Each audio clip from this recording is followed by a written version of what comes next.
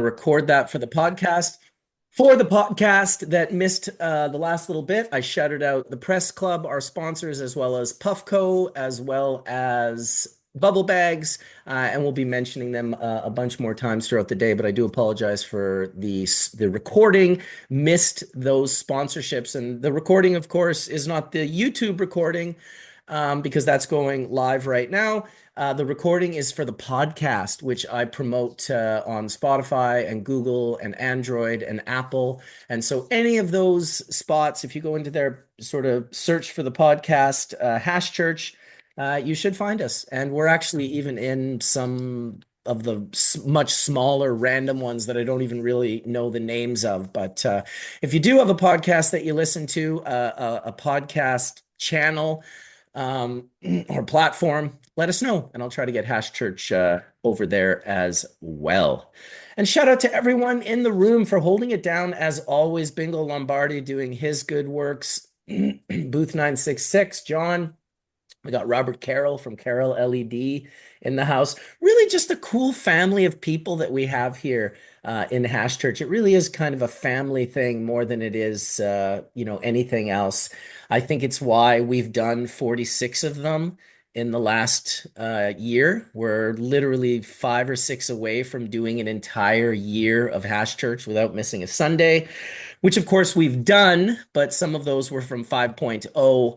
And some of those were from 2024. So 2025, we have not missed a Sunday.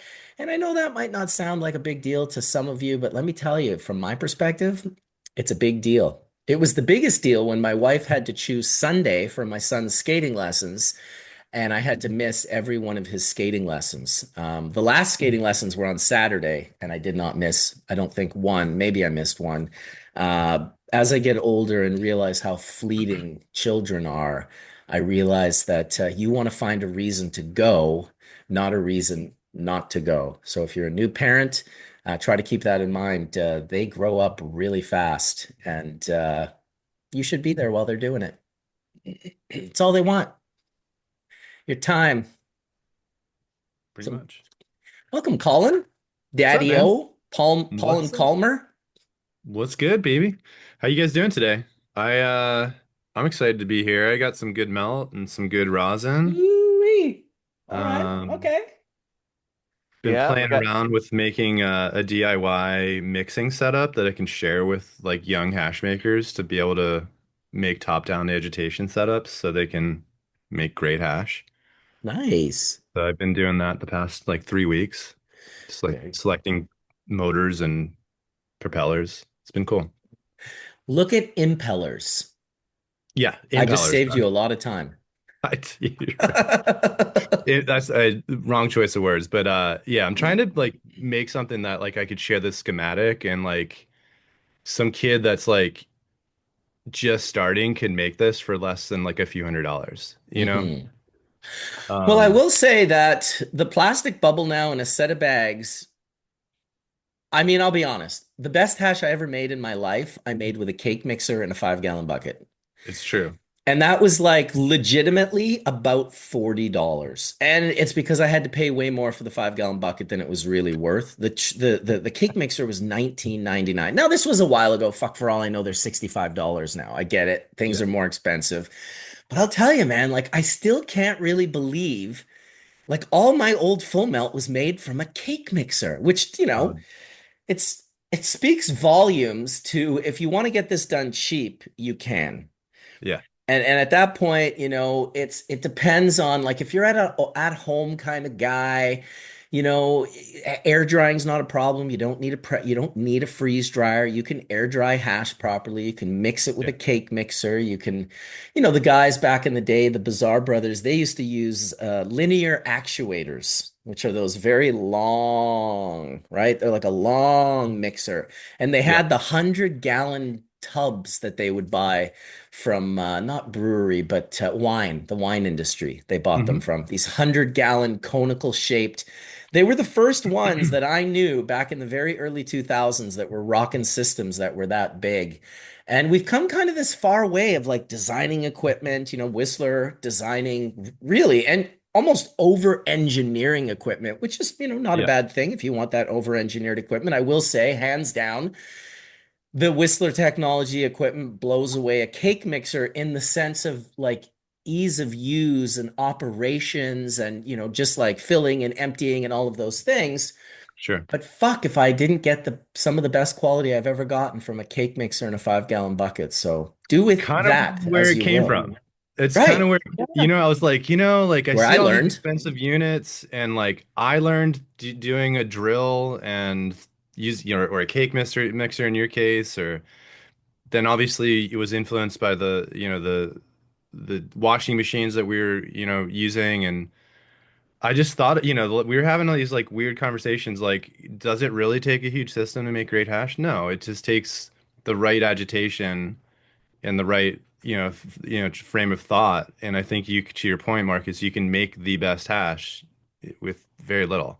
Yeah. So, you know, it was like, this is more for me to have fun than anything. This is not like I'm selling something or selling anything to anyone. It's more like, hey, I have this idea. I want to exercise it. I know these components exist. Why not compile it, make a list, and share it as an open source thing, you I know? love it. No, it I was. mean, Um, really, that's what we did with the cake mixer in the bucket too. It Yeah. was kind of like it was a bit secretive. It was a little bit like, I know. the information just wasn't out there. Mila's original bag, she refused to put numbers on the screens. She didn't want to tell people what the screens were. So like that was like, and in her defense, kind of good on her because it probably kept the first 20 people who were like, I should make these bags from doing it because you had to send them into a lab and put them under a microscope. Back then, especially in the late 90s, like good luck figuring out what micron size the screens were. You know what I Yeah. mean? Like My what? Go the ahead, Etienne. original one I worked on, which was again that bubble machine that had just, the 5 gallon container with just one Reinhardt. screen. Yeah. Reinhardt. Yeah, Reinhardt's machine. Yep. And I loved it in the sense that well, he sold a great mixer at the top of it, right? I swear that thing worked forever. You also find out how good or bad engineering is, right? In the sense of, I probably only went through one or two, cake mixers. I was surprised that they were able to take the load per se, Dude, with all the stalks wrapping around the top of the little prongs, right? I would, Have to disentangle all dude. that. I've totally And then forgot you about the have to clean stocks. it It's up. so funny you bring that up. I used to have to like stop it, pull them out, and be like, Of "Ugh," course. and like They're just take like, like take a knife and shave it off. yeah, man.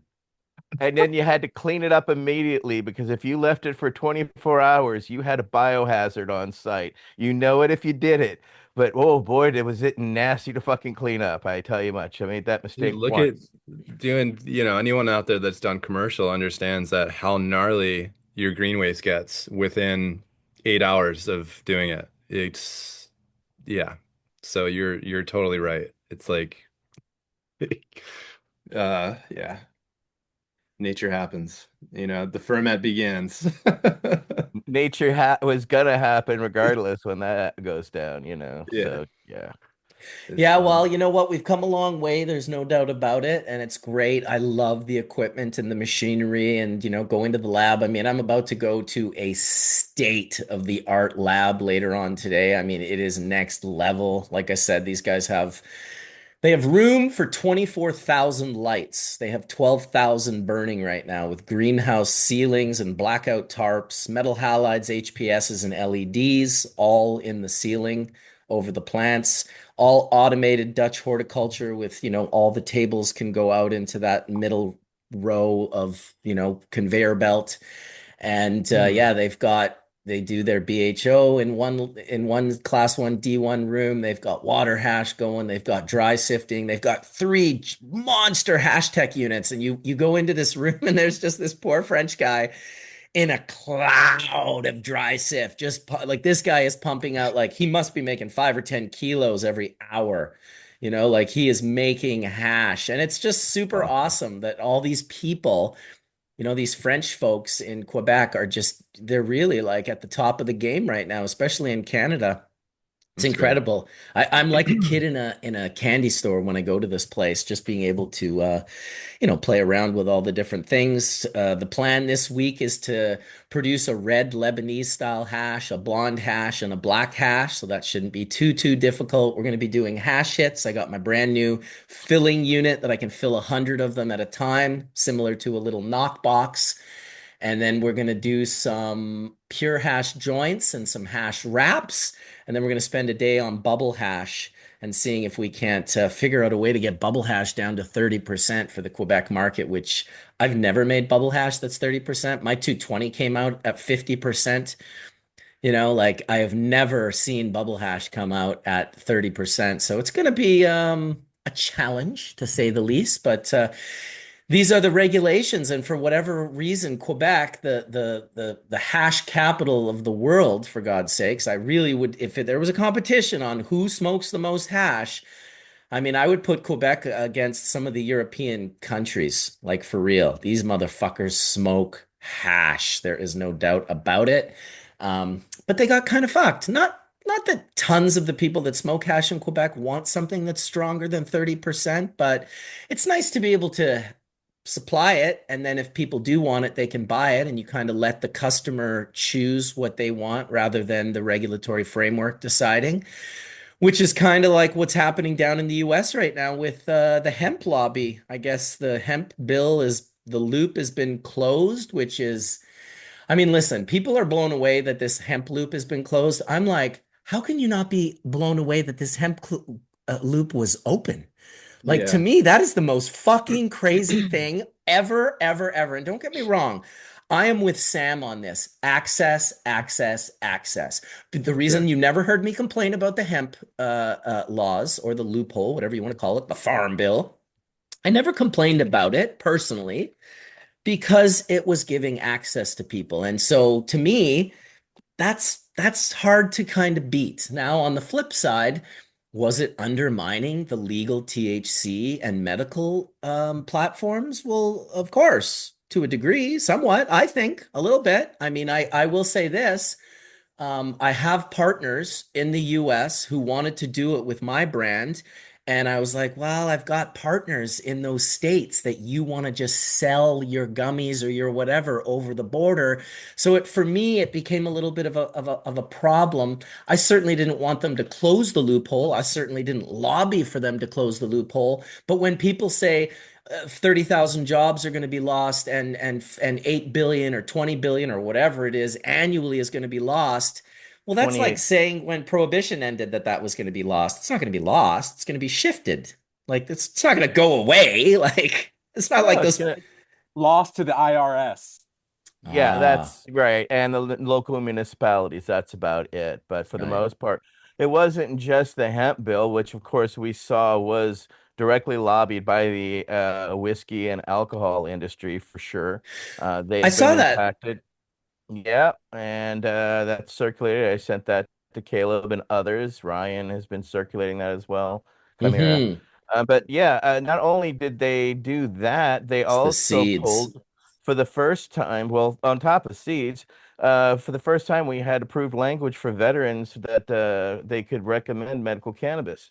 And Fuck. it was approved finally in both the House and the Senate, and that was pulled. So now medical doctors in the VA will not once again in the 11th hour, well, I guess 11th hour, 59th minute, or 12:01, as Michael Crowett says. When was Uh, that language written? Like that wasn't in the Farm Bill. That was like a new language that was also no, struck down along with the closing, or? it was in the budget bill. It was originally approved by the Senate and then a different language in the House. And then they both approved the same language. And that was the first time. So we were really excited. But once again, at the when everything was to go forward, they pulled our access for veterans. Once again, it was the Fuck. Republicans. Once again. And on top of that, as you stated, a big thing that's going to affect some people is, of course, seeds are once again back in the illegal. Well, you've got 306, 50 something days to. So the seed companies are going to do $40 million in business. Like it boosted their business, let's just say. Going out of business sales for sure. They're gonna Yeah. do some But you major think they're money. going to go out of business? I remember when Mark Emery was the most wanted person in the Um, world and he was selling seeds out of Vancouver just like a fucking maniac. yeah, but they were illegal. There was the SSSC. I mean, come on. Nobody's gonna stop it. Again, as we said earlier, it's just gonna shift Another the banner. funds. Right. It's no longer going to be imported taxes paid. People are going to go back to boofing it or, putting it in the edges of cardboard boxes. And however, we got seeds through before, it's not like prohibition just kept it down. So we could do nothing with the cannabis. Oh, no. No, if we fucking moved it, on our bodies in any way, shape, or form, and it spread its way all around the world. So All the this is a federal law. Hashington's is saying nothing's closed. It isn't a loophole. It's Not not yet. changing states' rights after a year. Individual states still have the right to make Correct. their individual laws. I think so many people are confused by this. What I saw the minute it happened was, we can't sell seeds anymore. Oh my God, they're coming for the like people were just like their head was on fire, and Freaking I was out. just like, Yeah. I don't know. Maybe it's terrible. Maybe it's not. I guess I've just been in this for so long that I'm just kind of like, you know what? I'll just stay even. I'll figure Well, it out. I'll look at it. Is the, it the the, end of the world? Probably not. it's the unregulated that's been the problem, right? If they were Hmm. all good actors, I don't think we'd be here, Yeah. right? It's the bad actors putting bad stuff in that's getting people sick and ill, and these Well, different product lines that, which kind of showed the regulations weren't on point. Like they weren't correct. safe regulations. The Well, regulations I work under it in wasn't a America. regulation as much it was a loophole. Well, And that's what I'm so saying. So when you don't everyone, have boundaries, you right, get a bunch of maniacs in. Here's a perfect example. The first destruction of the Farm Bill was when my friend was making THC crystals, Anthony from Colorado. He was one of the first to do it, literally, if not the first to do it. He was making those Superman crystals that I used to share, big fucking quart, right? He was crushing it. He was getting $60,000 for a fucking kilo. 60,000 US dollars for a kilo.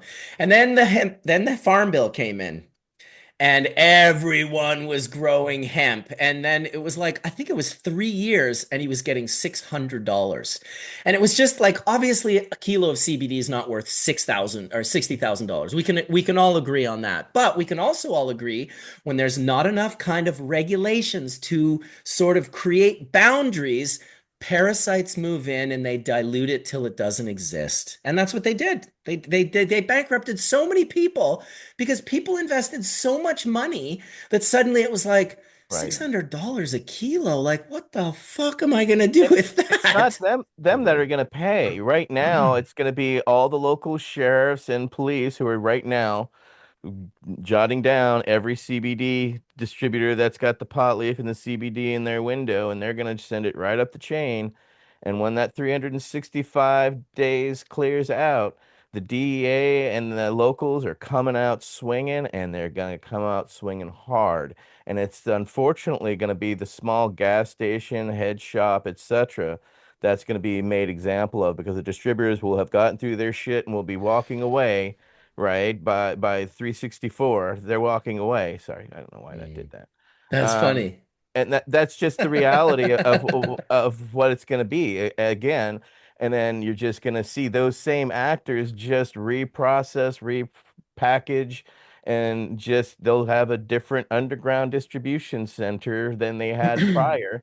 And we're going to do exactly what we did before. And fortunately, there's now new ways of producing drinks and products, etc. But the frustration is going to be is for the consumer because the consumer has now found that, oh, you know what? I like this THC drink. I like this CBD drink because I get what I need from it and I don't need the alcohol or the, majorly, especially the hangover, right? It's a big thing I think for all of us is For once you've sure. experienced an extreme hangover, you don't really want another one and you really have to push it to really go for it to get another, right? But people do and do all the time. But I see, and I've talked to a lot of Gen X and Gen Z, and both of them like the drinks. They like the accessibility, And now to lose that and lose that access is, of course, one reason why, even though the alcohol industry was in it, it affected the bottom lines of their patented products and product lines But that you are can starting still to make rot on. drinks.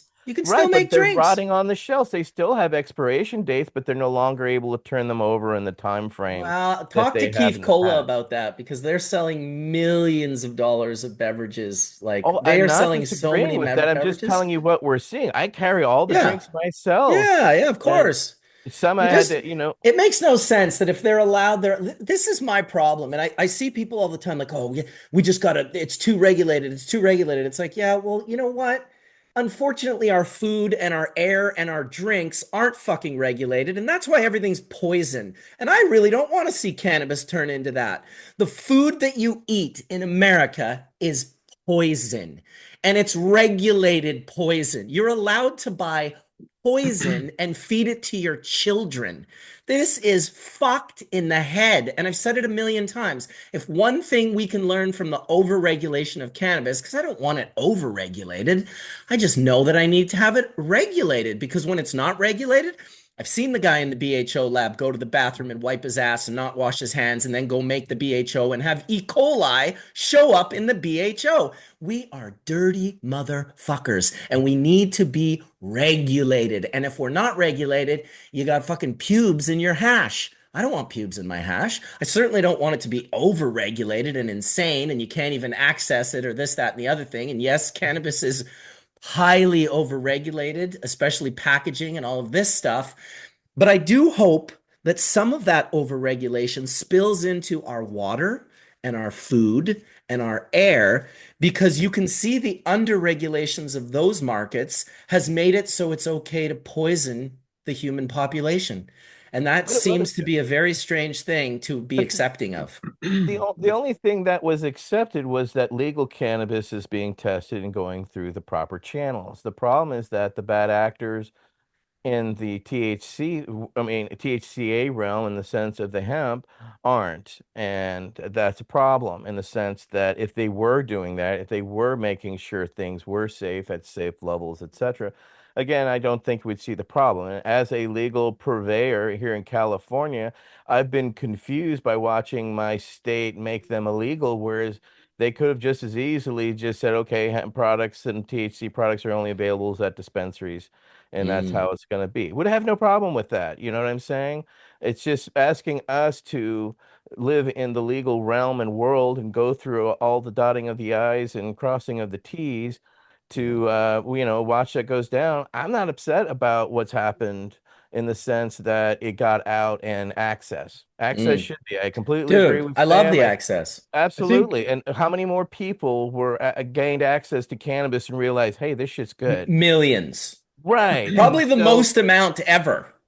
probably so I you're think right. there's like two sides. I feel like what you guys are both kind of purveying or kind of expressing here are two slightly different perspectives on the same, path almost where, Marcus, I agree with both of you where it's like it did so much greatness to expose people that didn't have any type of exposure to cannabis, give them that access, allow them that choice to even be made, right? Which we know they made that choice to go towards it.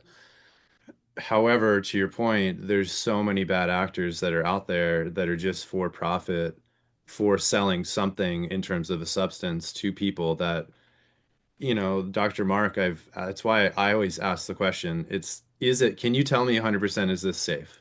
And every time it's a no.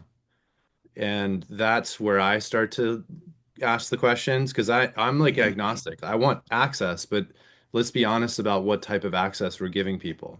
And safe access is, to Marcus's point, is so important because yeah, you're gonna find pube hairs in your hash. It's gonna happen if you don't. Like it's Well, just the this way it this is. is this is the reality of it. Humans are I, dirty, a dirty per, mammals. exactly, and a perfect example is Jamaica.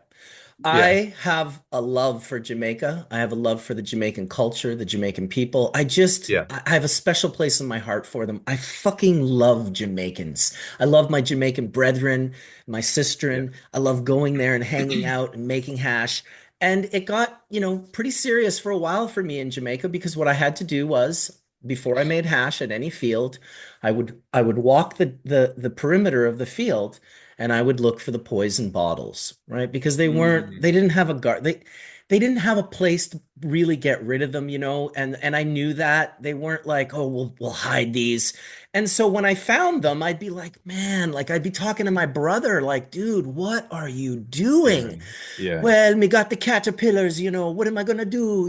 Let the whole field rot. It's like, no, I get it. So you have this like sort of poverty aspect. It's not necessarily a right. profit aspect, like, oh, I'm gonna profit no matter what, but it's like, am I gonna put food on the table for my family? So you get this much harder rock and a hard place than just, oh, I'm a kind of a bad player and I don't care. I'm going to do what I have to do. This guy's just grown this field for 3 months. Now caterpillars are going to consume it in 3 days. What's he Sure. going to do? You know what I mean? Is he going to go in and hand pull them all out? Is he going to spray it with chemicals? Now, I'm not like trying to justify that he sprayed it with a fungicide, but I wouldn't judge him and leave there and go, that guy's a bad player. It was more like that guy's in a bad place. That Sure. guy's that guy's like in a Making bad rock and a decisions, hard but place. And yeah, when your yeah, rock is like chemicals and poisons and your hard place is your family and your kids, yeah, it's going to go that way every time. And so that's sure. what I'm talking about regulations. It's like the same thing with tax. How many people do you think would pay tax if we didn't enforce it? Sure. Nobody. No, I think that's fair to say because we go through this in every single sector of this industry, and whether you're making it a business or you're trying to put food on your table, I think that's the tough place. But, the analogy I drew when you pulled that out was like, well, some people's version of that is their investor. So, well, I have to get this, and it's like, well, do you?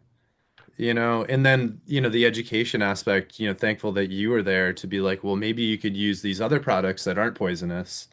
And, here's a subset of products that could work, and I think that's a healthy way to look at it, because people are human. We saw this in the States with Eagle 20. I mean, like, gosh, I mean, I'm sure it still goes on with some of these, off the cuff spots, that don't really know that you can't light Eagle 20 on fire. I mean, listen, I Especially, was one of those people back in the day when legalization came to be, and they were like, "Oh, like the weed's yeah, not safe." I was like, "What are you talking about? I've been smoking this weed all these years. It's totally safe." And then after totally. legalization, I'd start, cruising around to gardens, going with Yeah. Grandmaster LED, and going to the a garden in Maple Ridge and watching them spray pylon on everything with people in the room with no respirators, just like mama sans, these Vietnamese women, just like working in the room, trimming and taking care of plants. I'm like, what the fuck? I leave Yeah. with a pounding headache. I think I'm gonna vomit. And I'm like, holy fucking shit. Okay, I just saw that with my own eyes. I said, people are gonna smoke it. It was like 180 lights or something, or 208. It was a massive grow. And I was just like, oh my God, like they just had this giant 55-gallon barrel drum of fucking pylon and they don't give a fuck They because they're don't. not Yeah. forced to give a fuck. Yep. Sometimes you have to force people to give a fuck. Otherwise, they'll destroy the biome of the soil for the entire world and you won't be able to grow food anymore. Or they'll pollute the atmosphere to a degree of, and I'm not talking about the fucking bullshit climate change, oh, carbon dioxide, oh, it's we produce carbon dioxide, and it's like, yeah, plants feed on it. That's exactly how I'm talking about actual like decimation of the soil from toxic poisons being put in, or things that are clearly toxic and harmful to human beings. It'd be nice to see us move in the other direction. Like let's I was amazed. I saw the other day Pepsi had to take out these like cancer causing fucking petrochemical compounds from Doritos and some of their other products. Obviously, those products are pure and complete trash, but obviously, you could make that without a fucking petrochemical oil. Obviously, like what the fuck? What are we thinking? it's all for profit. It's, and science, I think sometimes gets ahead of itself, especially in the food science, world where they're like, oh, well, we can just control that and make these new compounds. And it's fascinating. It just continues to happen, Well, it's funny too to hear people say, "Oh, what did this guy say? Find me someone who is anti-hemp, who doesn't work in the industry." It's like, well, I'm super pro hemp. We started growing hemp a lot earlier than the US, and we actually grew it for the thing that it has the highest value for, which is the Yeah. seed. It's a protein. There is no comparing protein to cannabis. Protein No. is used by the entire fucking world, okay? 100% of the world needs to consume protein. They're essential amino acids, meaning they are needed by the body but can't be produced. So there's no comparing. So when we started our hemp industry, and keep in mind, our hemp industry in Canada is grain. There's some people trying to do cloth and this and that, but grain, seed, that's the value. That's where you put the millions of acres and you ship it off to the world. And if you look, one of the most profitable hemp companies to ever exist was Manitoba Harvest, and they sold for 419 million US dollars. And that was like 5 or 6 or 7 years ago that they sold for that price. So I don't think a lot of people can wrap their head around on the value of the world grain market. It is astronomical. And that to me has always been the hemp market. That's the hemp industry. You guys flipped the script on the hemp industry. The US Yeah. were like, hey, wait a minute. You guys are slick. Like, you guys figure shit out and you find things and you figure out exploits. And God bless you for that, because finding exploits in systems is something I think is essential to do. We want to find exploits, but we want to find good exploits. And I think that the hemp exploit was good for one fact and one fact alone, that it gave people access. The unfortunate thing was that it gave people so much access without, as strong of a regulation, that I guess people started doing sketchy things. I still to this day don't fully understand the sketch in the hemp industry, but I know the Delta 8 and the whole So Dr. Mark sketchy. narrative. It's pretty sketchy, dude. Yeah, and guys, so anyone that's like in the chat wondering like, oh, do these guys even do the hemp thing? Well, yeah, I Yeah. personally do. I have products that are in pharmacies that I've made that are topicals. So I deeply understand it, and I know from what we do, we can go back to the row, to the plant, to the tag, and that's really how it should be done, is the same way that we do it in a regulated system. And if you can't do that, if you can't ask your producer where the cannabinoids came from, that's it. I think there Well, is it an it issue with it, that. it ties into, here's Supply us, chain matters. the self-righteous, like, sort of bitching about the lack of regulation in a market that sells the most toxic, deadly, poisonous Totally. recreational drugs on the planet. So Yeah. radium 226 in your tobacco, alcohol, which kills healthy living tissue on contact, Yeah. right? Those two alone, and then throw in pharmaceutical drugs, which they're like, look, we're so brazen. Let's just put the word harm right in the word pharma. We'll just put the word harm right in there so that they know where we're coming from. I mean, this is the problem. You get into that sort of dragonfly mentality of like, just the righteousness of like health and regenerative and organic, and it's just like it makes you feel good, like you're like, yeah, this is Yeah. the right path. And then on the flip side, you just got like obese people chain smoking cigarettes, drinking 2 liters of Yeah. Pepsi, chugging on Jack Daniels. It's like, well, you're gonna tell that person you should be careful. That vape pen is so dangerous. Like, really, please be careful. In the meantime, they're like 180 pounds overweight. They're eating McDonald's for breakfast, dinner, and lunch. They're fucking smoking 2 packs of cigarettes. They're drinking JD and Pepsi or Coke, whatever you prefer. Um, it's a weird hypocrisy that you kind of find yourself in, where it's like, well, do people care? Do people even I care? ask that all the time, man. I say, even, with the stuff we do, it's matchmaking, do people, it's such a small thing, right? And it's often misconstrued a lot. People misunderstand it indefinitely, and yeah, I wonder sometimes how many people do really care the way that we care. And the truth of it is not many, you know? and that's okay. But that's why we're here to push the voice that we have, I think, and try to stand up for it. Yeah. 'Cause Well, people do need to stand up for what's right, you know? the few have always kind of taken that lead, right? The more you use cannabis, you tend to be more conscious, right, on our decisions and realizing that, oh, what is this? Oh, I'm smoking this. Okay, well, I shouldn't be smoking, but if I'm going to smoke something, it should probably be good and healthy. And that's why we're Yeah. frustrated, I think, by the hemp industry. And when I say hemp industry, I was in the old hemp industry. I was in the clothing fiber, situation. So that's a completely different context than what I see from the CBD people, right? Again, I have nothing wrong with it. It is what it was, but you had the opportunity to lead by example. And when you do so, people follow.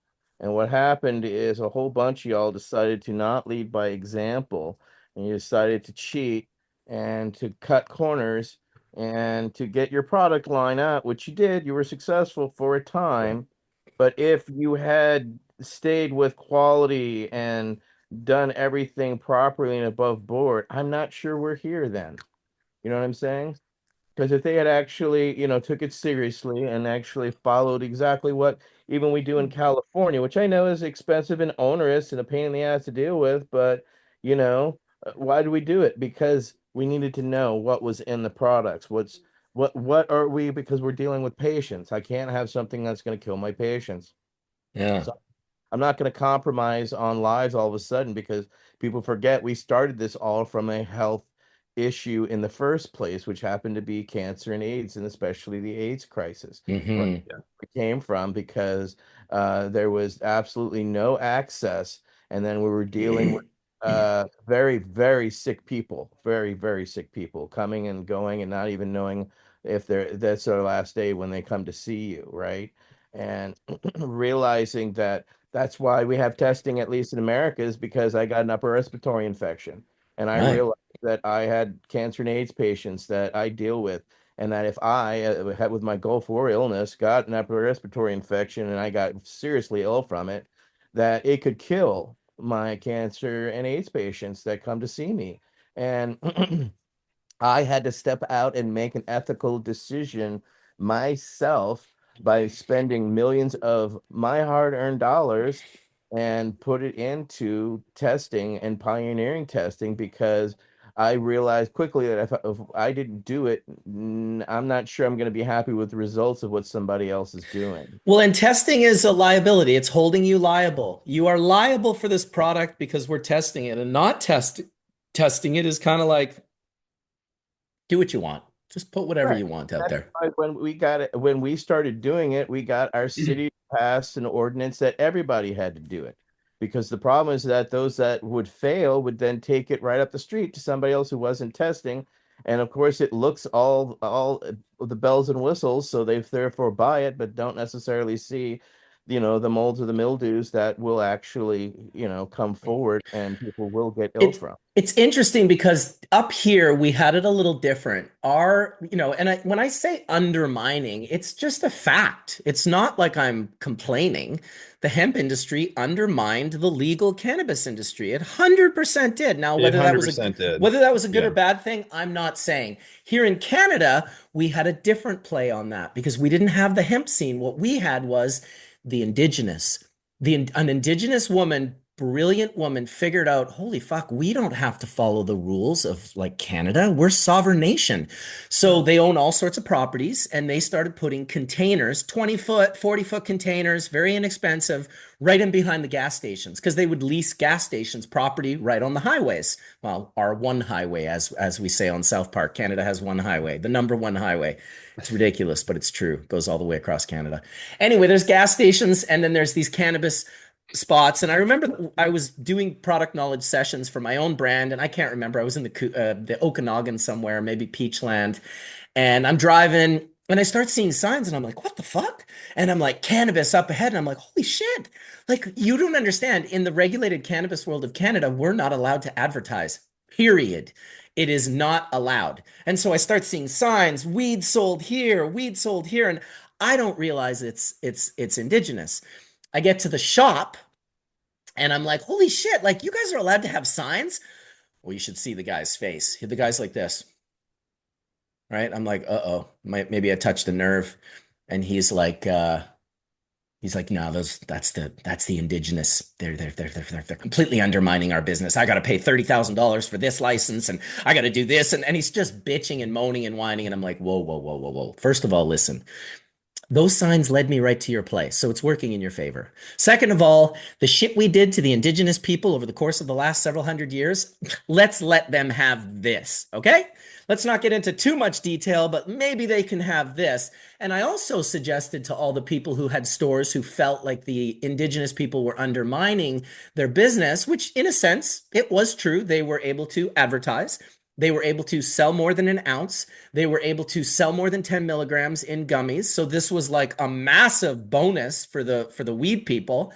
And what I told every one of them was, dude, everyone in Canada overnight got a license to do cannabis business, and activism died because those licenses now needed to be protected. I got to protect my license. I can't be like out on the front lines anymore. Well, guess who is out on the front lines in Canada? The indigenous people are now the activists for cannabis. So, you've got fucking a bunch of white people going, they need to follow our rules. And I'm like, no, our rules suck. We need to follow their rules. Let's get behind them and promote them and promote the way they're doing it so that eventually the government sees we can't have these two systems operating in the same space. This system is going to have to adopt the indigenous rules. We're going to have to drop the 10 milligrams, the advertising, the 28-gram maximum.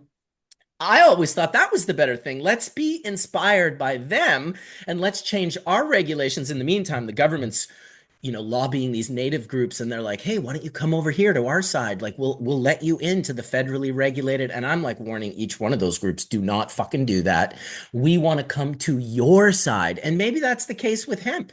Maybe now that hemp has got a year to figure it out, maybe all of the rec people and the medical people will gather with the right hemp people, not the bad players, because there's bad players in all three of those groups.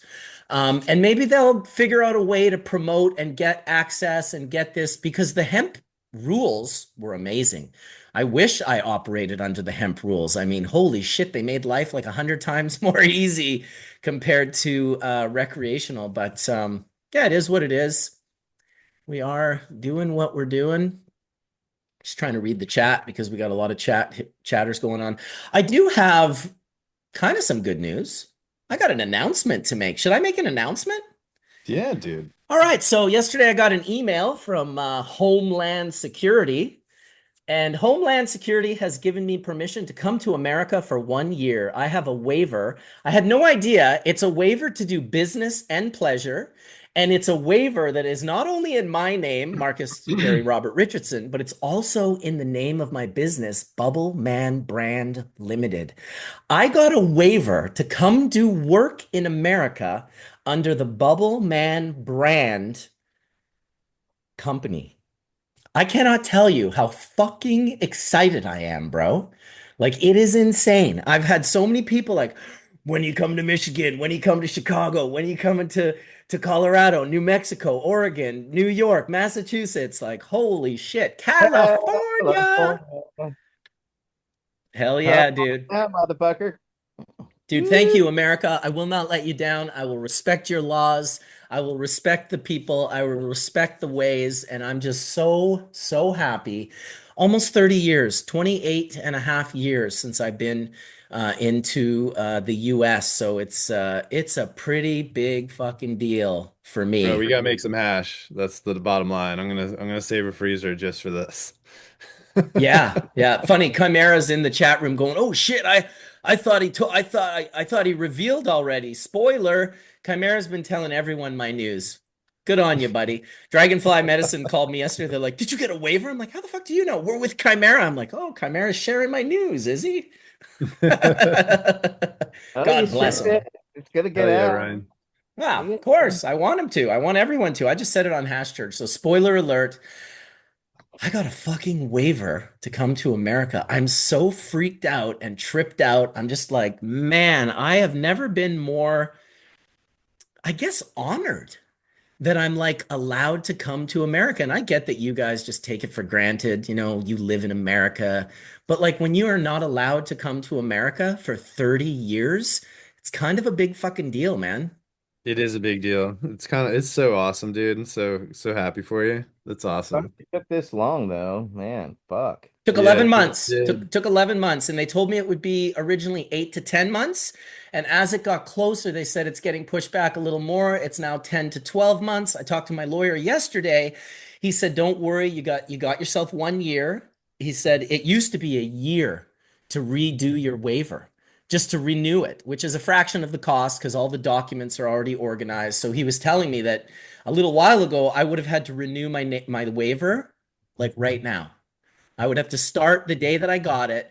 But he said right now they're working on doing it much, much faster. He says immigration is like streamlining in America right now, and they're able to do it in 3 to 4 months to do a renewal of the waiver. So, like I said, I am just going to be on my best behavior. I just want to come and hang out with all of you guys. I want to go down there and meet up with all my partners. I want to make hash in all my labs. I want to visit all the stores. I'm fucking ecstatic. I'm not gonna lie. I am fucking ecstatic.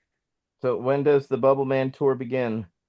Well, I'm thinking MJ Biz Conference on December 12th. I got a whole crew going down there. We're all gonna stay at the same place. Most of my partners are gonna be down there. It is very much like a Chad event, but I've never been to Vegas. I hate Vegas. I don't even want to go to Vegas, but that's where I'm going to go, I think, for the first time. Now, it's possible that I just get in my vehicle and drive over the border and end up, down in Washington visiting some friends or go down and meet my partner in Oregon before that.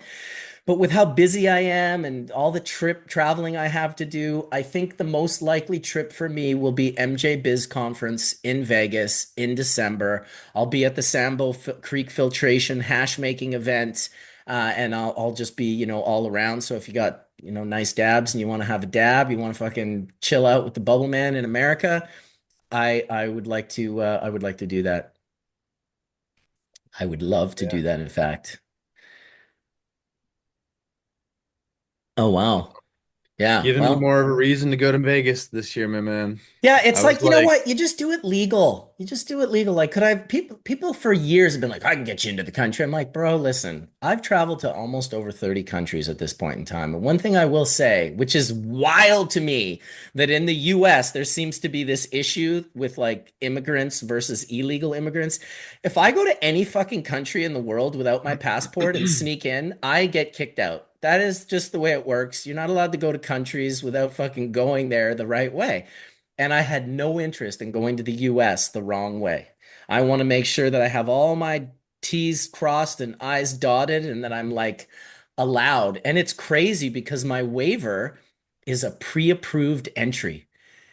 It's like doesn't mean the guy can't say no, right? Like you could get caught with something you're not supposed to have. You can still be denied, but it's a pre-approved waiver from Homeland Security. I can't tell you how trippy and weird that is. I'm framing it. I'm framing it next to my federal cannabis license here in Canada because it's probably the second most important document I've ever received in my life. And it's wild because all my sort of leftist friends are like, you can't go to America. And I'm like, I'm absolutely going to America, bro. Like, are you fucking kidding me? Like, what are you talking about? There's amazing people down there doing amazing things, and I need to be with them. I need to go sit with Etienne and Caleb, and I need to go puff bowls with Colin, and I need to go see Safita in Brooklyn, and my new partners in Massachusetts. Maybe go see ChemDog. How fucking good was that fucking Arcana episode, by the way? The other, that was awesome. Yeah. oh, I didn't realize how awesome it was. Like Andy and Michael are special people. You know what I Yeah, mean? nice Like guys. at first I didn't really know, and the more I heard him talk, the more I was like, oh, I think this guy's just all business. And then I was like, this guy's not all business at all. This guy's all like integrity. He just had the highest integrity. The whole group, I loved each and every one of them. I do want to have them on again and get Ghost on there because he was unable to, I guess, leave the facility. But yeah, I mean, there you go. Arcana. I can go down there today. I could literally leave. Well, I can't because I'm flying to Montreal, but I could if I wanted to. I could just drive down to that facility, which of course I am. I'm going to do. I am going to come down there. I've never been so excited to come to the U.S. You So know? broadcasting then from MJ Biz? I'll do some. Yeah, I'll do some for sure. Maybe a hash church if it's a Sunday. I imagine it is. Church. Wow. Little hash church from MJ Biz. I mean, shit, dude. How far is Vegas from Cali? What's that like a It's like an It depends on which. Cali's huge. But it's a solid day eight, drive. ten Yeah, hours? 8 hours? not 10, far. 11 Yeah, from you have to FDN. understand, I'm from Canada. yeah. So like when you say Cali is huge, we're like it takes me 70 hours to drive across the country. And then you get to a ferry that takes 16 hours that takes you to Newfoundland. And then it takes another 19 hours to drive to the other side of Newfoundland. So it's just the most outrageously huge, obnoxiously huge country. So it's like for me, like a 10-hour drive is like, dude, that's like totally doable. Come on down then. Come on down then, You should come down to Cali for sure. It'd be great. dude. You should definitely go to Bellingham. That's like I remember Bellingham. calling you when we were up doing the thing at Scotty Depp's spot at Mothership, and you're like, Yeah. dude, you could like just I'm like an hour, 2 hours. You said you were two Less. hours or No, no, something. no, no, no, no, no. Those guys from Bellingham used to get to my house in under an hour, and that was with the border crossing. I was just like looking at it. I was like, this looks like Marcus's house. It's crazy. And you're like, because it is, Colin. Yeah. Maybe I'll go see the Mothership crew. They're the closest, to be honest. Not that I have a super close relationship with the Mothership crew in any way, shape, or form, but It's hey, worth what it. better way to make one? I toured that You should. facility years ago, and it was amazing what they had created. It's definitely worth the tour, and he should definitely show you around and show you his Yeah, I mean, trick. we bump into each other. We say hi. We're not like super close friends by any means. I bumped into him in Spain the last time, and we chatted at the Puffco booth for a little bit. We were both getting laced up by Chelsea, and then I bumped into him at like Heady Happenings in Vancouver, just on the street. It was actually hilarious. We were both walking. He was leaving, and I was showing up. We were both alone, and we bumped into each other on like Hastings Street, which is like crackhead central, super junkie central. And I was like, Scott? And I can't remember if he recognized me. I was like, oh, dude, it's Bubble Man. He's like, oh, what's up, dude? And it was kind of our first time meeting in person, which is crazy because Scott was in our art show, mine and Slinger's art show back in 2003, the Degenerate Art. Maybe it was 2004. Oh three or oh four, the first show, Scott had an amazing piece. In fact, crazily enough, I owned that piece. So it was this beautiful fucking piece with like a fucking bird foot, and then it was like a totem pole that he had carved into the glass. The glass was all carved. This was way back in the day when he was kind of having his problems. He wasn't in a good space, and I paid him cash and I paid him bags. And he sent me a message like months later saying, this isn't enough. I'm going to need more bags or more cash. In his defense, he probably wasn't wrong. I got that pipe for a steal, but I was in a weird place at the time. I think I can't remember if my dad had just passed away. It's possible, but I basically said, "Oh, you want more money? Okay, I'll just wrap the piece up and send it to you." And I just gave him the piece back and let him keep the money and the bags that I gave him prior to that. So, kind of a stupid move on my part. I've never seen another Scott Deppie piece anything like this piece. I've never seen this piece. I don't know if he still has it in his collection.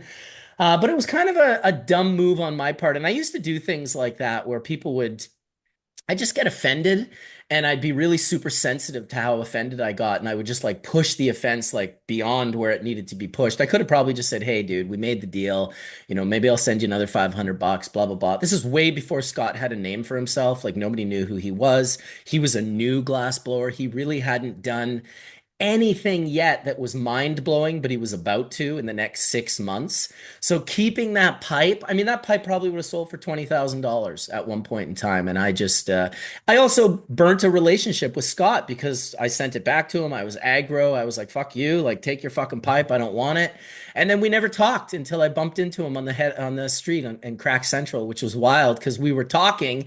And of course, Heady Happenings wasn't too far away. So the odd head would be trickling down the street and they would see us and be like, is that like Scott Deppie and Bubble Man? was like, "What's up, dudes?" Ended up smoking bowls with a few people on the street, and then just went our separate ways. But yeah, maybe I'll have to go say hi to Mr. Scott.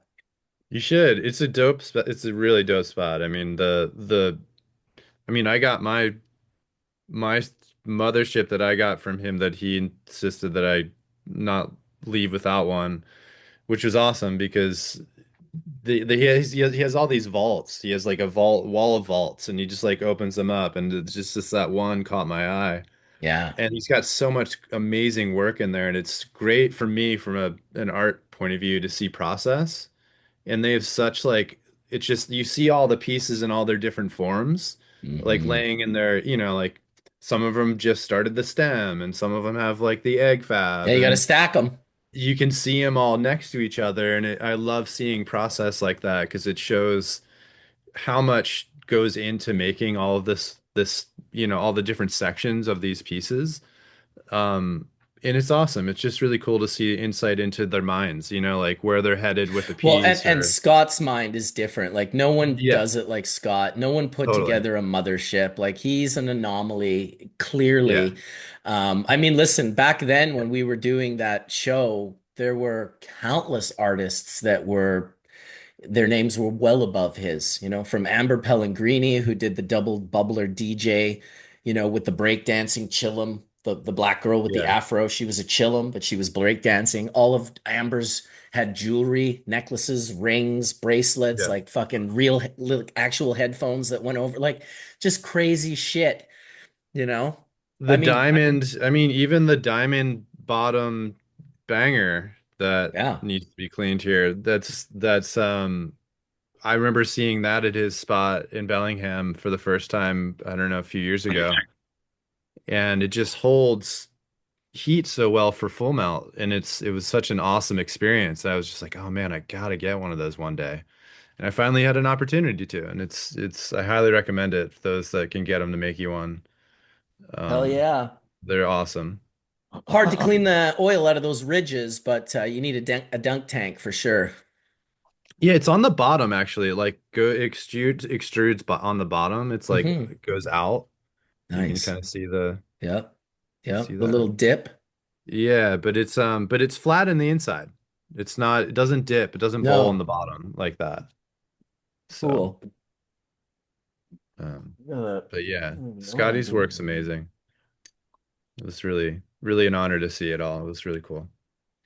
Absolutely. Some pretty incredible glass blowers. Well, like I said, I got a waiver to go to America now. Maybe I'll just drive on down and be like, "Hey, Scott, fucking, You sorry gotta about the come. weirdness. Sorry about the I can't weirdness, wait to bro." see you. I can't wait to see you, man, in the United States. It's gonna be so awesome.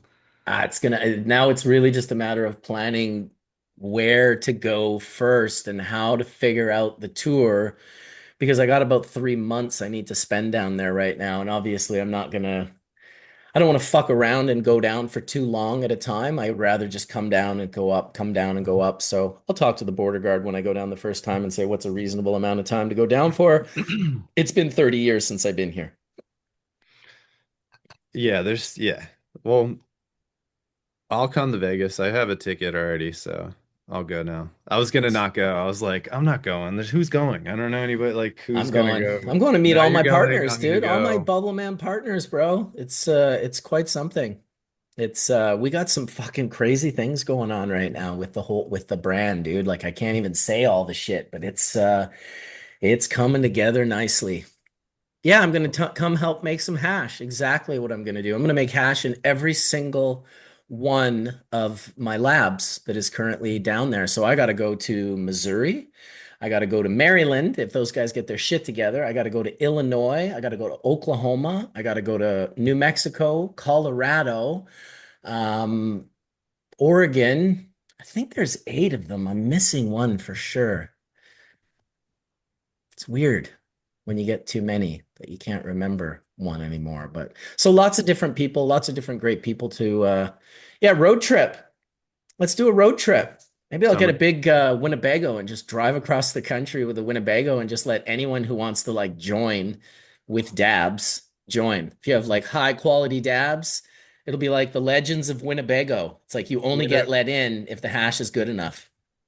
winter tour. There it is. Winter And tour. Yeah, beware of wind. Get the smaller, low profile. Those things are sails out there in the. Dude.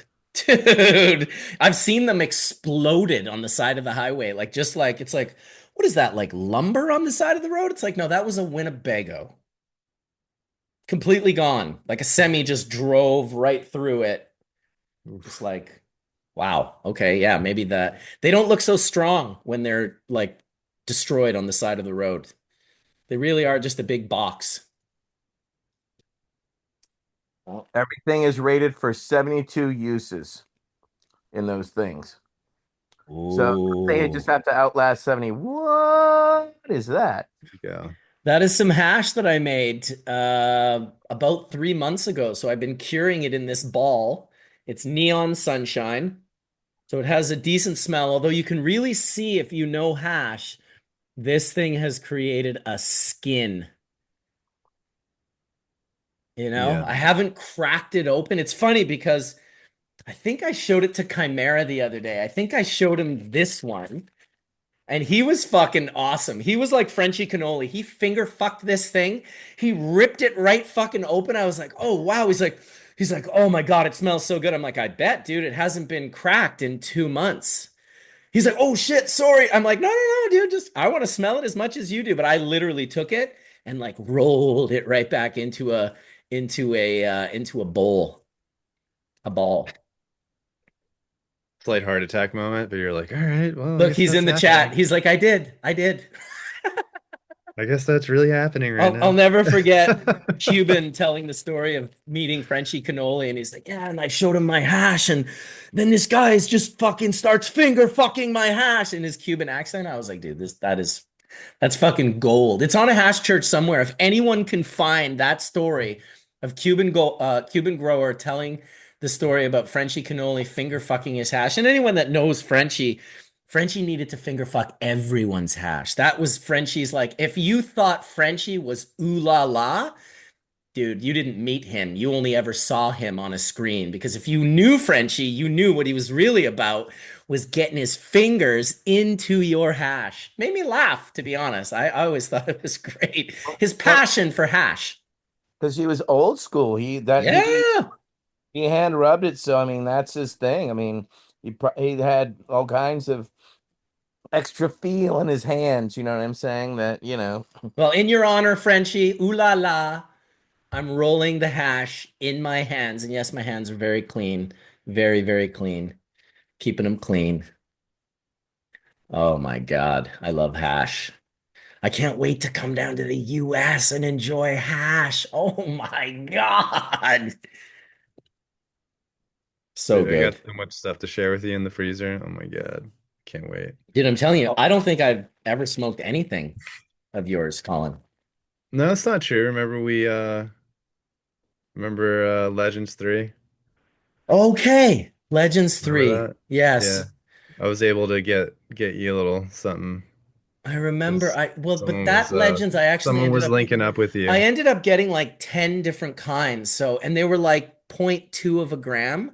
So I can't say that I remember exactly which one was yours. I do remember the burger was I gave fucking you phenomenal. I And I gave think it him won Legends. It was those Oklahoma guys. I gave you no, I gave him enough. I pulled him aside and I was like, here's a jar. This is Marcus's. Because Okay, well, I it made has to sure. be. It was definitely more than a point three because I pulled out the jar. Yeah. It was definitely a white jar like that too. Yeah, Because well, didn't they have any all were black ones left. because all of the Legends of Hash 3 jars were these jars. Yeah, so I didn't have a black one, so I just filled it as much as I remember just like sticking as much as I could in there. The Yeah. legends. The legends. Well, I've But never smoked your hash with you, so yes, I mean, you got to admit it's been like almost 30 years. That's kind of criminal.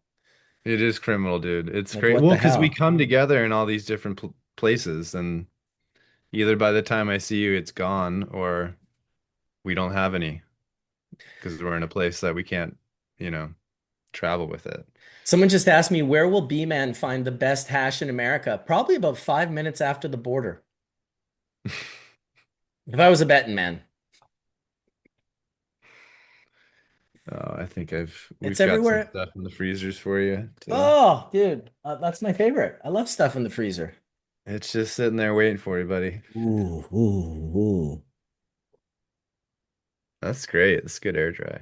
I Oh got yeah, this something is like that. 6 star. Yeah. 6 star. Planet Bang Bang. It's the blueberry cross. And then this one is just straight GMO. Like just garlic, Just garlic, straight scat all to garlic. your face. It's garlic, bro. It is like thiol goodness. Well, that Yeah. looked like a piece of contaminant, but it was the name on the bottom. I was like, what the fuck is black in my hash?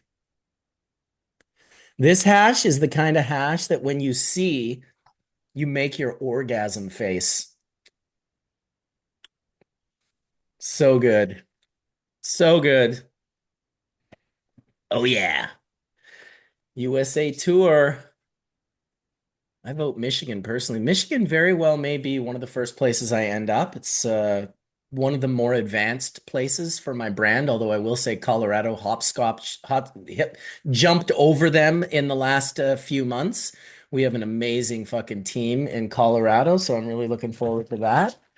God, I just want to cut this hash. The day I cut this hash in half, I'll probably do it around 6 months to a year.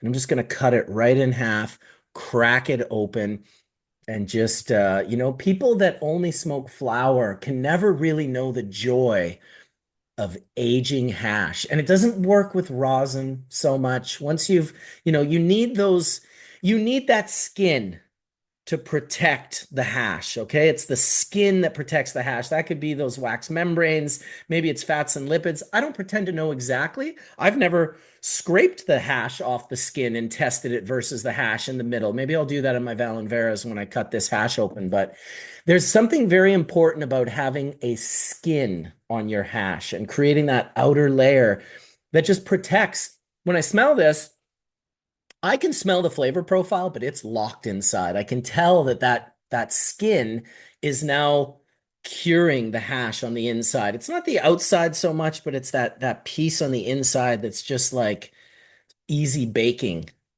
So enjoyable to crack a ball like this. It's about a 50-gram ball, just to give you guys an idea. This one is about 100. You can see kind of the difference in sizes. They don't look hugely different in size, but this one is definitely double the weight. And this one's triple burger. This one is the triple burger. It's interesting when you make the hash properly that it'll stay like this really forever.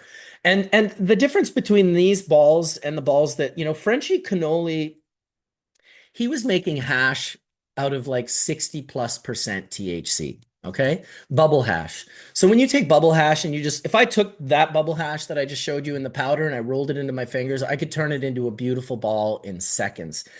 This is not that. This is a 30% THC that was made from dry sift, that was made from trim.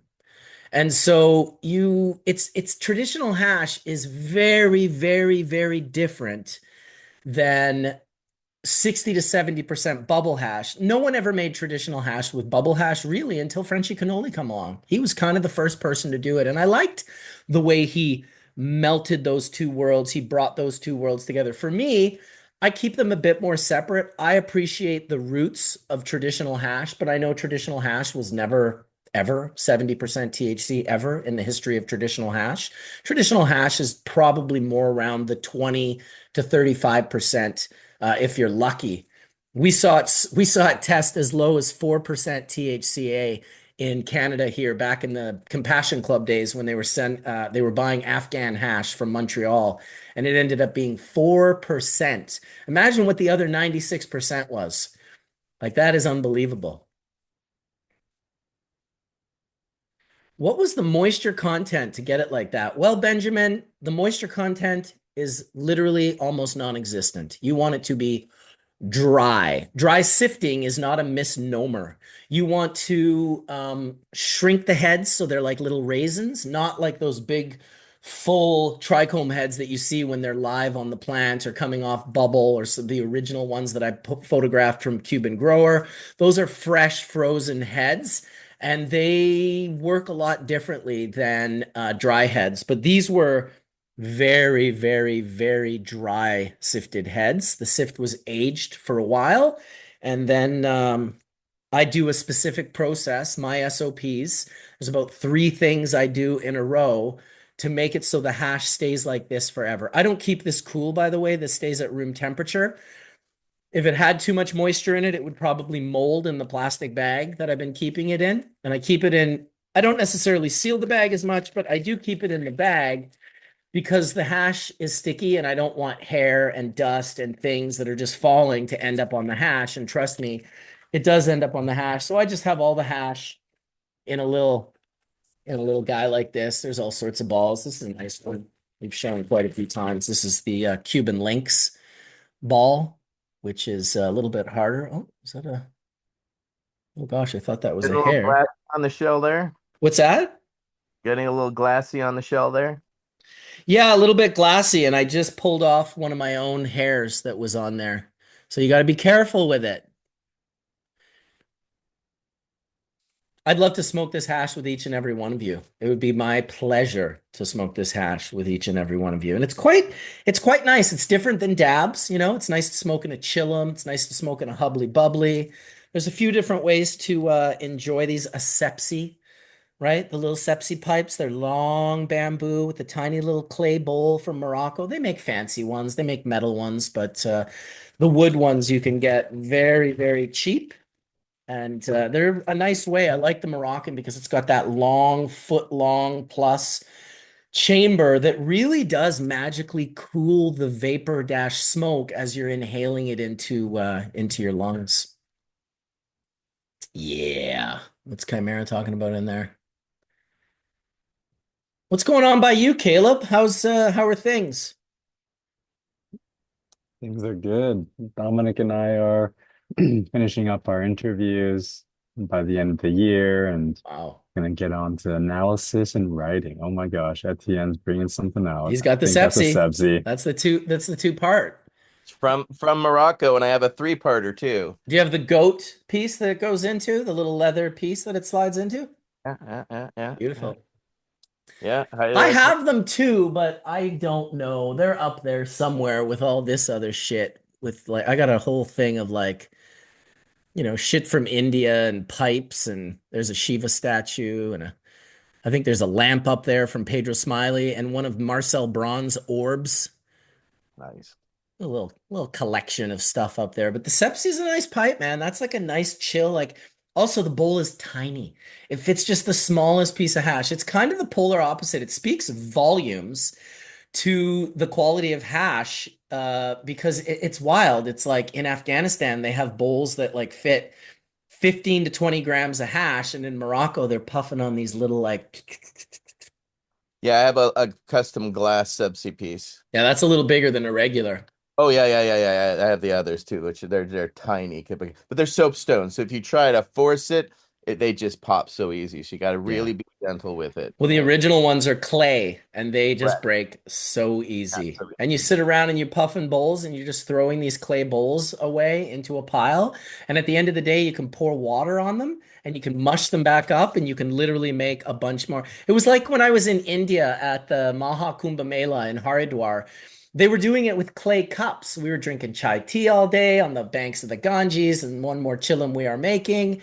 And we would throw our cups into this pile. And at the end of the night, as I'd leave, I'd see the dude, right, that was taking care of this camp for these babas. He'd start pouring water from the Ganges over these clay cups, getting them all wet and smashing them up into pieces. And eventually he'd turn them back into clay and then form like 50 cups overnight. And in the morning, we'd have a whole fresh variety of cups. I was like, holy fuck, like that's definitely a different way of doing things. Like I could have just brought my metal cup and drank out of that the whole time. But I like your style, India. Just doing the impossible. Like who the fuck in their right mind would have ever come up with that system? I appreciated it. Not gonna lie. I think it might be time for a little dab. I'm scared to get too ripped because I have an important trip and it's like the worst thing to do would be to go to the airport and be like, "Oh my God, I forgot the most important thing." Which at this point in time, I don't even know what is the most important thing. I really don't. I think you need a Me, dab. me, I guess. Yeah, I'm gonna get my Puffco 1 sec. We'll get extra ripped for you. Yeah, I'm already there. I'm gonna join you one more time. So the I'll beauty. see y'all at MJ Biz Yeah, you're gonna be also. there? Yeah. Oh Nice. shit. I just got done judging for the MJ Bowl. Awesome. And how was that? Pretty decent? Pretty decent. So that'll be fun out The there. MJ Gonna Bowl. smoke some of What's the the winners what too. what was What's the memorable, end? Yeah, Caleb? what flavors felt good? Um, so like, you know, like most of the competitions, it ends up there's really like only like four families of flour that make it in. And also like the timing of the competition, where it is in the year, also ends up shaking out like how much is indoor, how much is outdoor, how much is mixed light. Yeah, But I could say for sure that like I saw some interesting fruity stuff, and it's definitely still mostly gelato fan as the biggest fan that's represented, but there is like other stuff, so I was pretty happy with any that. gas, anything like that that was submitted that you're There like, was a little bit of gas. Like it's gas is definitely making a comeback. yeah, Propinolene is kind of making a comeback. huh, All that orange fam is making a comeback. But the biggest family is still that gelato kind of cakey and the things. got it. I mean, listen, it's still good stuff. It's just there's a big color wheel out there, right? So There is. And Yeah, I but when wonder you how the New York was. people like what they like. That's the thing, it's right? There's a true. there's a big color wheel out there, but like, and most people like it. Like specific, like how many people drink Coke or Pepsi? It's like how many beverages are out there? It's like Jesus Christ, guys, there's a lot of beverage. Wow, I like Pepsi and I like Coke. It's like, well, what about orange juice? What about lemonade? What about Yeah. it is the Well, weirdest thing how people just focus on the things they like. yeah. Well, I thought about it, a lot over the years, and I still distill it down to the primary colors, right? Like there's so much, right? But then there's the primary colors, right? Oh, And that's I think where we've kind of landed, and it's Hey, yeah, I as know you all know, about the primary colors. I know. Yeah, hey, listen. I I didn't even think about that, but that's set funny. the bar there. Now in Yeah, all of but our it's packaging, we use those colors sort of subconsciously. In the lower grade products, I use blue and green and red, and as we get into yeah. better products, it's orange and black and yellow, and the bags, the Dude, it trips me. representation. It trips me out to use other. Like I used another company's bag set the other day, and I literally had to restack the bags again because I'm so trained to the bubble bags. Well, And what the then I fuck, dude? You're eventually cheating just on me? Is that what you just said? I went, and it's funny because we used the bag sets, and I was Colin's like, cheating on me. I went back to the bubble Make bags sure make sure I go see him first when I get to the the US. second wash because I couldn't handle it. I was like, I can't handle not having the colors. I have too much intuitive, like, I don't know. I Dude. couldn't, I went back, but it was really funny because we were laughing. Like, You're like, what mistakes the can be fuck? made if you don't pay attention, man. I almost made a mistake. It was really funny. Yeah, well, fuck, that's what you get for fucking using the wrong bags, dude. What the It's, fuck? listen, I'm coming clean. I went I would back. accept the press club. You can use the press club bags. That's it. Oh, you know what? I got to shout out the press club if you're cool with that because Of they course. sent me a package. Thank you guys so much. It it's so awesome that you guys did that. It really helps me a lot, and helps Vessel a lot. So thank you guys. Big love. Yeah, they're fucking awesome, dude. Yeah. They So are cheers to good that. folks. Yeah, I'm trying to get this going. I think my Puffco's dying. I didn't charge this one fast enough, but I got it plugged in now, and I wonder, can you take charged Puffco dabs? Like when it's dead, can you just plug it in and rip it as a plugged in? Well, then that's the best thing ever. Who Got to fucking give it a couple cares? seconds though. I did. I gave it literally a couple of seconds, and now it's ripping. Works great. Although I think I did damage my battery doing that too much, but whatever. They sent me a new one. Thank you, Puffco, by the way, for sending me a new base under warranty. They I Going did. treat old them pretty school. good. Going old school with the joint. Damn, I haven't smoked a joint in a long time. I have this beautiful bud here that was given to me called Please Wash Me, So good. and it's super dense. Let's see if I can get the camera to focus. It's really nice fucking weed. It's very haze. It has like a haze kind of sour vibe to it. Yeah, but it's got like Big, this big like cuticles. I can't even explain the smell, dude. It is so funky. It's Like tempted me to fruity roll. funky. It's like gassy, garlicky funky, Okay. Like scat all funky. Yeah. musky, almost Yeah. like a hash plant. Almost like to me, when I Like the smell that stuff. plant, I think it's strong. I'm like, that's going to be a strong washer. It's not fruit. It's like the opposite end of the spectrum from fruit. There's no fruit in that whatsoever. But it's quite I love lovely. that. Yeah. It's great. We need more nasty gas I'm back all in about all of it, rotation. like the novelty of just like finding things that are different and, weird and trippy. That's kind of what I'm here for in this cannabis industry. I suspect, we're going to end up with specific flavors that are the sort of, the main flavors that people love. And I think within that, the Huckleberry Farms and the Selena Dyeens and these novel experiences are going to be available as well. And that's kind of, I mean, I said it years ago. I'll know that legalization has attained the proper level, the proper bar, when I can go into almost any shop and just buy like 10 grams of Haze full melt dry sift. When I can Yeah. do that, Yeah. we have acquired what we need. We're good. We're solid. Everyone's got, like, trust me, if I can go buy 10 grams of that, then the access is has has expanded. Yeah, we can't. Every state's different. I know you think Michigan, you think you can do buckets, but We like can. out And you can out do east, deli you can't. style in Michigan. Did you know that? No, that's pretty awesome because You can do deli that's style hash buckets, bro. You can go in and we're be like, I getting want 5 grams. close. And Like yeah. and the quality's getting so good. Like I stopped into a spot and got a gram of something from can't remember even who. I just have to find the jar, but it was like really good. I was like, this is awesome that I can go and buy this. Like I was like completely out in the middle of a 5 hour road trip, and I was like, No, it's amazing, dude. this is sick that I just can go pop in and grab this.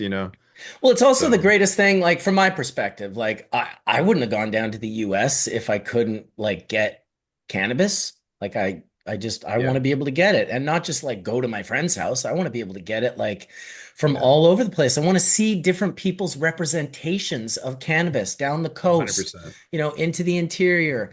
It's just a cool thing that I have been cut off from for so long. Yeah, we're allowed to do like 8 to 10 gram bars of hash in our tins in Michigan. You can do like a large bar of hash, which is like, dude, that is what's up. Yeah, it's Being able to great. buy amounts. Yeah, we can do, I think you can buy that much. I don't think we're allowed to do packaged goods. Okay. You know, In it's New York, like a or in New York, Mass, or even Maine. I don't think you're allowed to. You think you're allowed to do there's a limit per package. So you could buy it as a consumer up to like I think an ounce of concentrate, but you couldn't buy a single package that says 28 grams on it of hash. So, um, but still, I guess we're getting close. Like I think it's coming. and that's what I'm getting at. It's like it's kind of awesome that we're even able to do that. Like Dude, are you kidding me? it's I think great. people forget about prohibition. I really do. I think that they're just like they 100% forget they that do. people did like decades in prison for just like what we're talking about and doing. Dude, look, I spent a lot of time in New York City before it was even remotely legal, and it was people got arrested for coming out of a studio trying to smoke, like light up barely light up a. I watched someone barely light up a joint and get arrested by an undercover cop, like snap of the finger.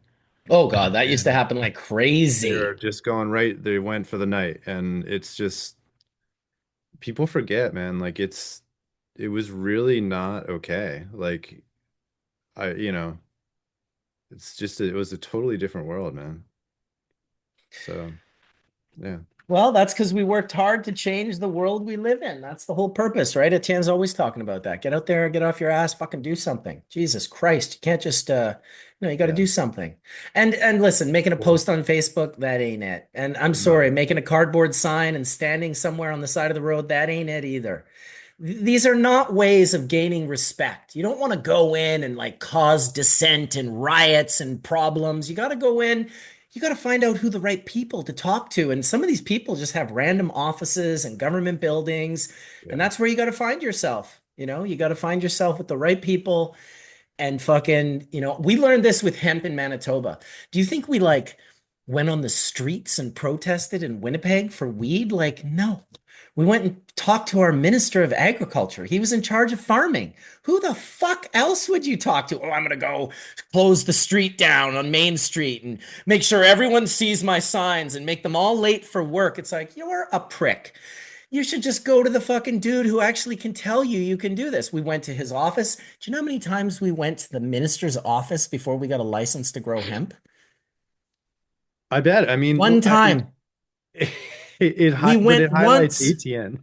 You went Yeah, once? we That was went it? once. I wish it were that easy in That's crazy. America. That's an Christ. anomaly, but Dude, it was yeah. all thanks to Jack, man. I'll never forget it. We called, we had a little binder, our presentation. It was so welfare.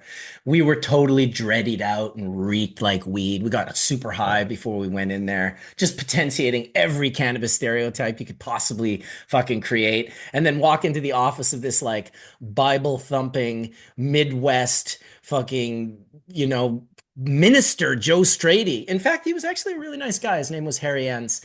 Anyway, we sit there, I probably look like I'm 11 years old, actually, because I'm 17 or something.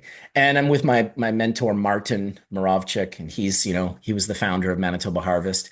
He's all animated. He's like, here's our presentation. And the guy turns the book around and he looks at it and it says, the $1 trillion crop. And he goes, guys, I don't have time for this today. Okay, I'm sorry. This is and Martin's like, no, no, no, no. Martin, of course, is brilliant, right? This guy's fucking brilliant. He's smart. He's got long hair and he's also potentiating his dirty weed smoking stereotype, but he's brilliant. And it takes him about 5 minutes to be like, just turn the next page. And he turns the next page.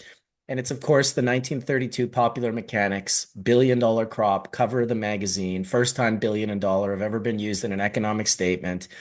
And it's in regards to hemp. And so once we explain that to Harry Enns, he's like, billion in 1932? He's like, what the fuck? Because when he saw the trillion, he admitted later it annoyed him because it wasn't a number that was, keep in mind, this was 1990 fucking four. Saying trillion in 1994 was like saying a gazillion today. Nobody knows how many zeros that is. They just don't. And so it kind of sounded like we were being absurd. Anyway, it was a very short period of time. Once we showed him the THC law, the 0.3%, the fact that we had the Zolotonosha from the Ukraine, it was very quickly accepted. And I think that's because there were no loopholes. There were no like tricks. There were no like, it was just like, we're just trying to grow hemp and prove that there's a value. And we grew it for 3 years as an experimental crop right out of our own pocket, the costs, before Canada changed the law in 1998 from experimental to commercial. And that just meant you could now make money doing it. And that's when the whole hemp seed thing started. That's when the Bobbies figured out how to dehull hemp seeds and created this multi-million-dollar dehulling hemp plant in Manitoba. And that's how Manitoba Harvest, they hired the Bobbies to make all of their hemp seed, dehulled hemp seed, because hemp seed is horrific shit. Like, holy God, man, you can't eat that shit. You like teeth and gums will be destroyed and it'll shave you out from the inside out. You literally be bleeding if you eat hemp seeds. Those things will clean you out like nobody's business. You got colloidal plaque, just fucking gobble down some hemp seed husks and you'll be fine. Holy shit. But yeah, so anyway, it happened the way it happened. The oil and the protein powder, the green. I don't know how it became popular, but now they've got the white and they've got the golden oil, and it seems like hemp as a food source. I mean, we talk about how important it was to get cannabis into the mainstream and get access for cannabis for health. I think it's definitely not more than hemp seed oil and essential amino acids. And you can listen to Dr. Ethan Russo talk about endocannabinoid deficiencies, and those are often connected to essential amino acid deficiencies. They seem to tie one in one, almost as though the essential amino acids are the building blocks for the endocannabinoids that we produce in our bodies. It's interesting to see how it plays out, but I think that I'm blown away at how many people in the hemp industry or the cannabis industry don't consume hemp on a daily basis. They don't just eat hemp oil or hemp seeds. So I would say to you, challenge you, if you believe cannabis is your be all end all medicine, then you should be consuming it as well. I would consume both cannabinoids and essential amino acids from the hemp seed. I mean, you're so lucky that you can buy it. Do you understand how Oh amazing yeah. that is that you can just go buy that at the store? Yeah, I have it. Been using it. I use the pills 3 a day. Yep, still. I mean, it's great for, omega 3, 6, and 9. But yeah, I mean, what y'all did there, I mean, you were very progressive, whereas in America, we were trying to separate hemp from marijuana while y'all were actually moving with a legitimate hemp industry.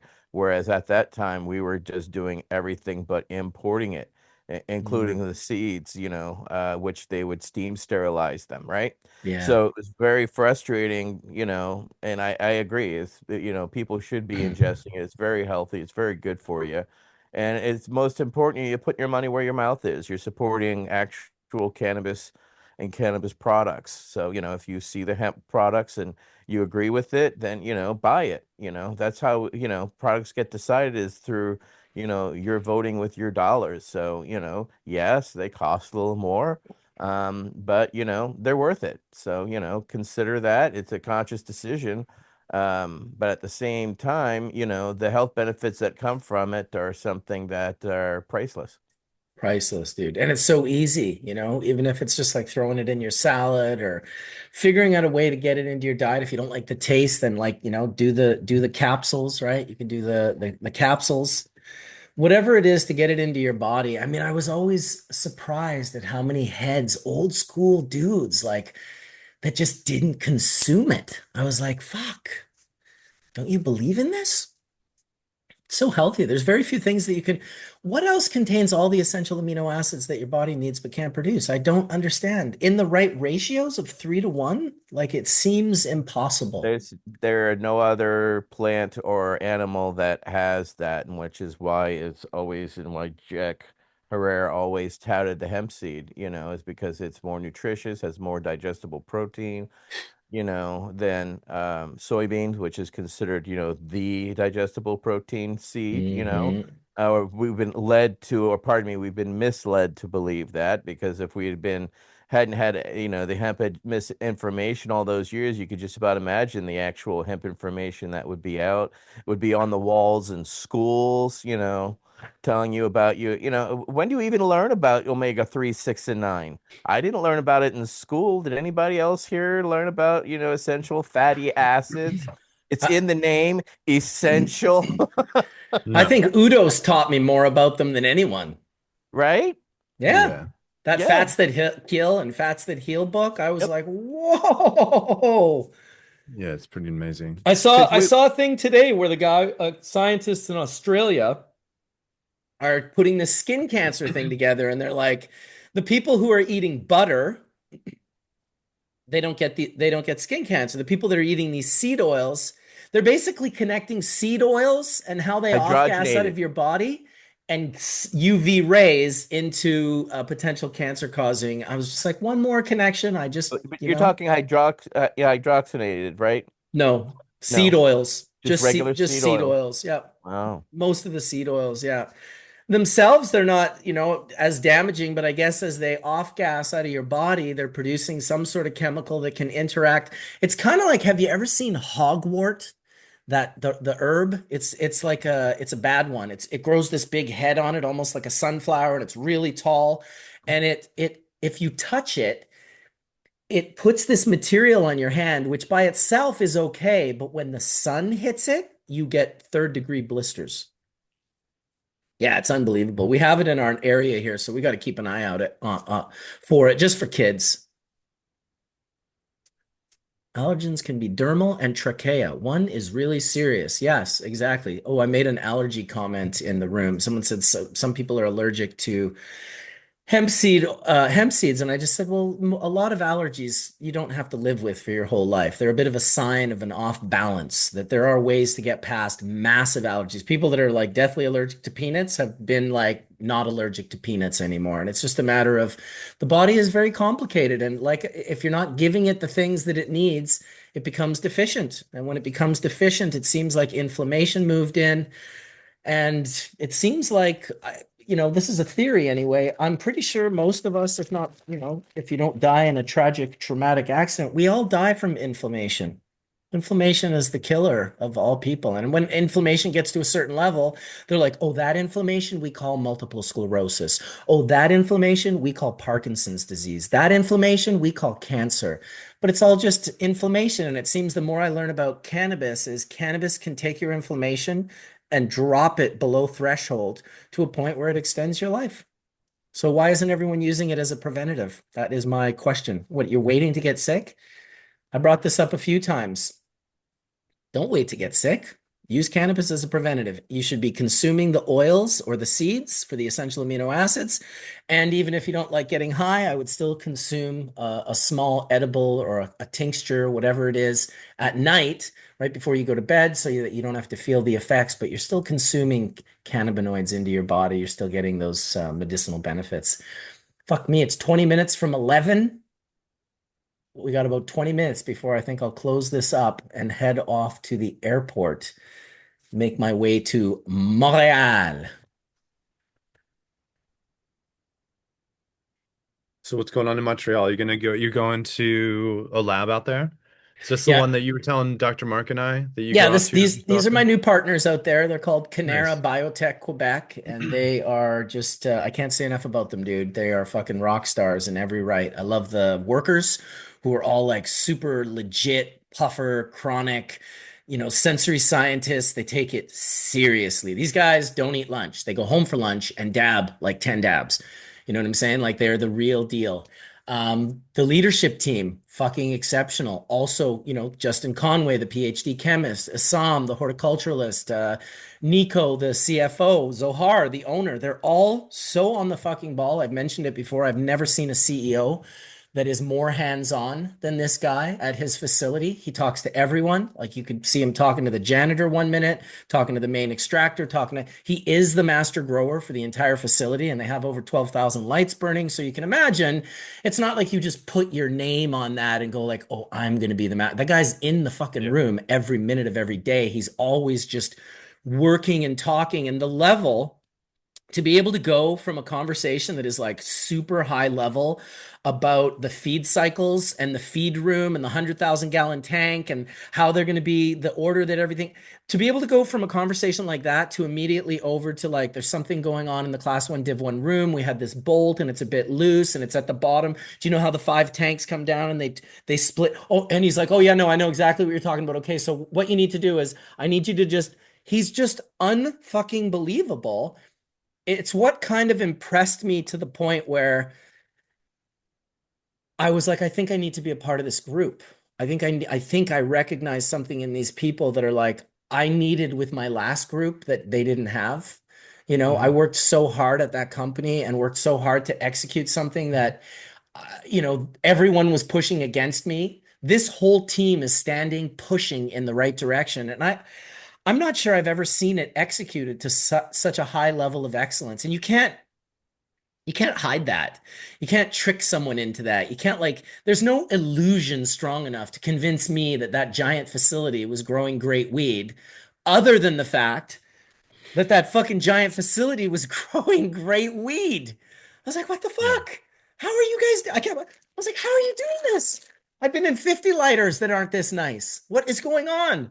They got 1,000 lights in each room, just 1,000 lights in a 10,000 square foot room, just a giant fucking room with greenhouse roofs. And then you go outside and there's 23 more of them outside, 12 on either side of this, like what seems to be a kilometer hallway that has this built-in conveyor belt that pulls the tables out of every room, cleans them, harvests them, plants them, and reinstitutes them back into the room. I just never seen anything like that before. Cool. Yeah. Yeah, it's awesome. It's pretty Yeah. awesome. I mean, it's what we've all been trying to do for the last like forever.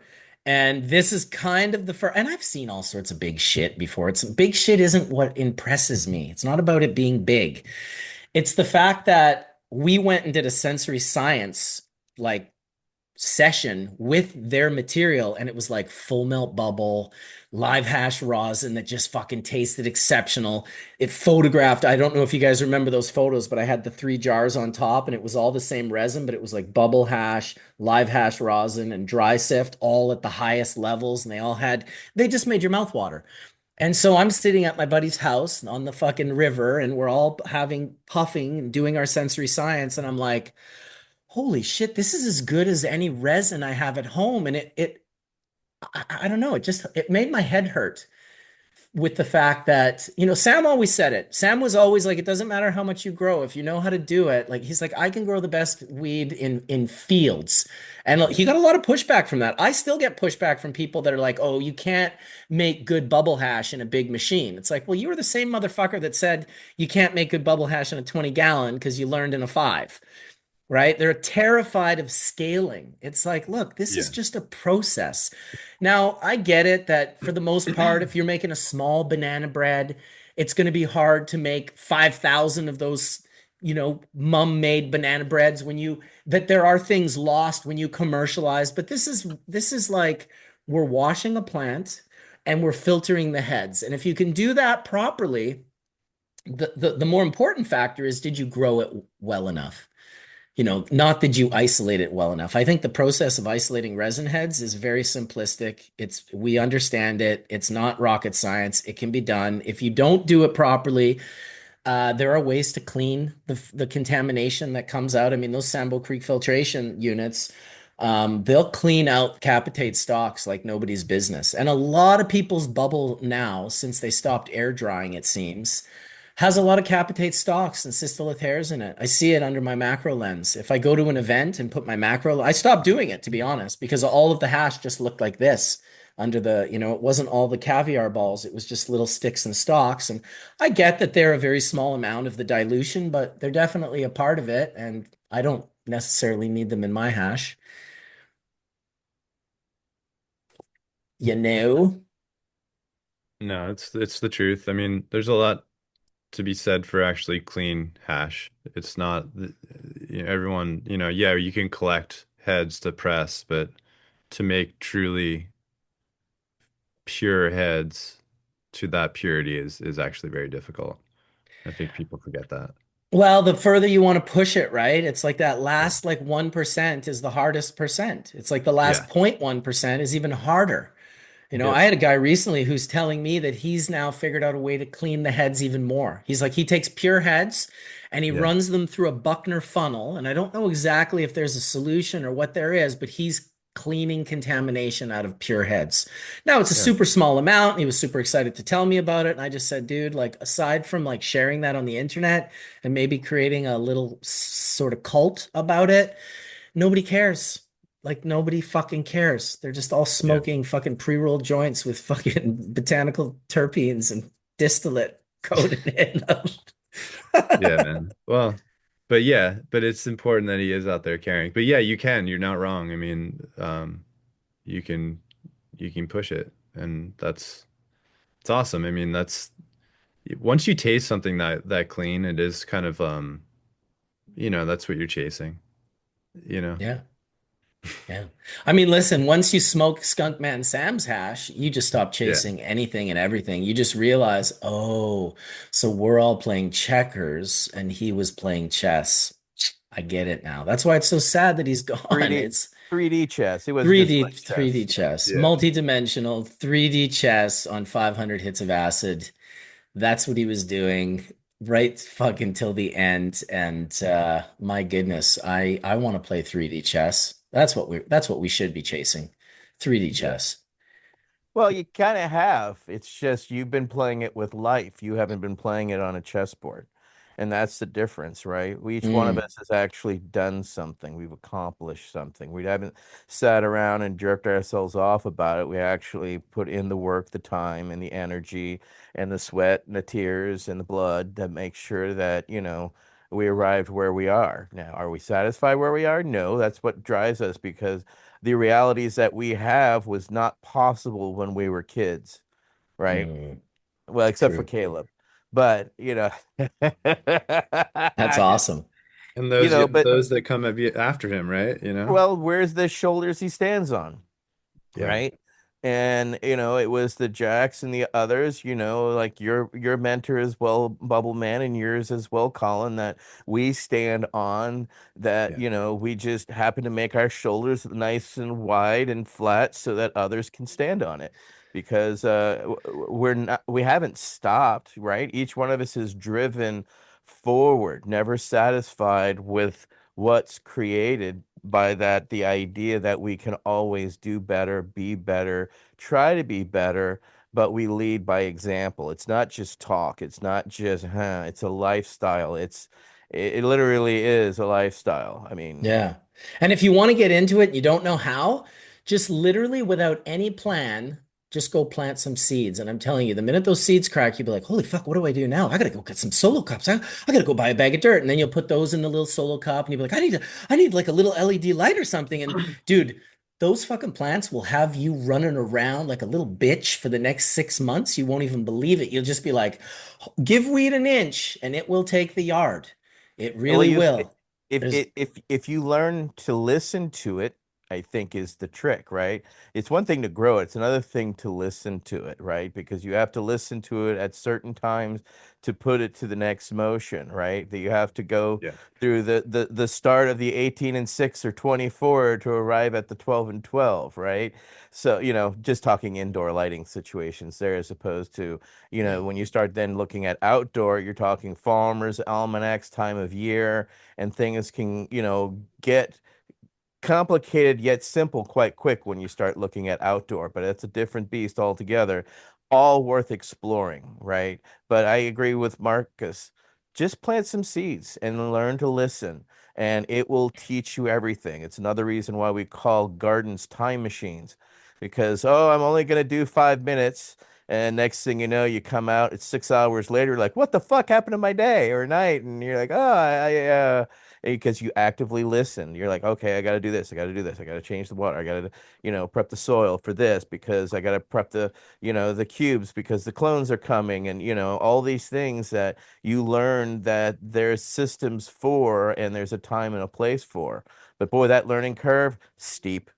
Yeah. And there's more people doing it now than ever. So there's a million different places to get information. It was a lot tighter back in the 90s and then really in the 80s when you were strictly dealing with books. You just had a book, you couldn't ask Right. any questions. You just had to read the book and be like, all right, I'm just going to do this. And it's, no wonder And guys like Ed and Mel and kind of became legendary because they just were so important in helping the world grow cannabis. Ed was the most successful independent publisher in U.S. history, strictly because of he was one of the very few authors. And remember, he published the first book along with Mel Frank's book back in '74. Okay, now before that, I mean, I've seen sheets of papers that had instructions on it, etc. But that early book had an audio tape as well. I have one of those. It's the green with the audio tape in it that tells you, what and how to grow because yeah, they did well, but also Ed kind of got way too complicated and overcomplicated things in his books that, I love the guy, but at the same time, he put way too much in there because there was a lack of Well, he information. was So going down a rabbit hole. Can you right. Well, imagine? he's trying to give you all the information. And the thing is that when Oh, you God, just want to heck. grow pot, you don't need all the information. You just need starter steps to kind of get you through there. Whereas his early books, as you'll see, they're not thin books. They were Yeah, thick books, but they were, again, he was a self-publisher, so he was able to keep them around and distribute them, worldwide for decades, really unchallenged, because who Totally. else was doing it, right? And then yeah. where did he advertise? High Times, right? Because he went directly to the market, and he wouldn't. If you go look at those old High Times, it wouldn't just be one page. He'd have a quarter page ad here. He'd have a full page ad here. He'd have another, Oh ad there, yeah. because, again, lack of information. We didn't have the internet. I don't know how to convey to the youth pre-internet is when we literally had, and which is now this one really still gets my goat, is we went around, city to city. Again, I've been through 47 states doing rallies, teachings, and tours, selling cannabis and stuff, buying cannabis myself. Okay, so I have a little bit of experience here. Back in the early 90s, people were afraid that if they did it by mail order, you were going to end up on a list. Okay. Mm. That fear is now real, in the sense that lists are created. They know exactly who and what buys, etc. But way back in the day, one of the reasons I think we were so successful is because we had those grow books on us, and people would be happy to just, it was 1995. They just hand you a 20 right on the spot, hand them the book, and on their way. About 30% of the time, people would have questions. Most of the time, though, people would just wanted to get the book and go away, and not be seen, purchasing this because of stigma or etc., or the fear. Dude, you didn't even leave that book lying around. No, they It's were like, hidden.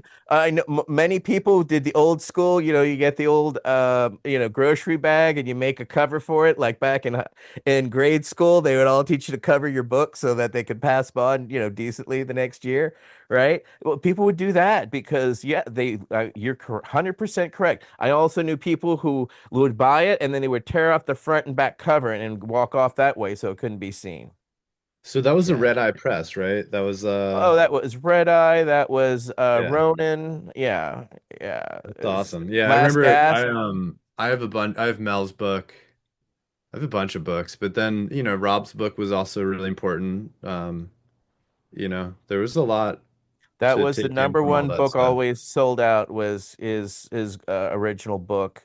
And then the original Ed and Mel's Grow book. Those two, you Yeah. were the first to go. I mean, you could have other books, but people would see those, they would just start reaching into their pockets trying to find their cash.